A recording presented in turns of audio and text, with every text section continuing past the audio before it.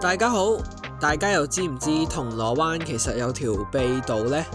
呢條隧道橫跨告士打道，連接住依家世貿中心同埋銅鑼灣海旁。呢條隧道已經有超過半世紀嘅歷史。喺上個禮拜我就親身去咗睇一睇呢條秘道。大家好，我係白板，今日就同大家講下呢條銅鑼灣秘道。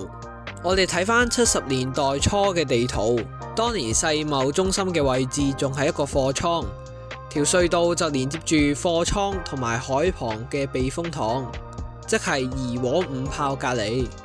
當初地圖上邊係寫住 Trolley Subway， 直譯嘅話即係手推車隧道。睇翻當時嘅地圖同埋相，可以見得到海旁出入口當時其實係一條長嘅斜路嚟嘅，相信係方便手推車出入。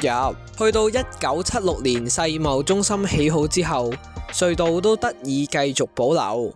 而喺90年代嘅告士打道擴闊工程嗰陣，就將海旁出入口由斜路改成樓梯。近年隧道都做咗翻新工程，冇再好似之前咁樣殘破不堪。呢條過半世紀嘅隧道連接住銅鑼灣海旁同埋世貿中心。如果大家經過或者去怡和五炮參觀嘅時候，都可以行下呢條銅鑼灣秘道。今集去到咁多先。我係白板，下次再見。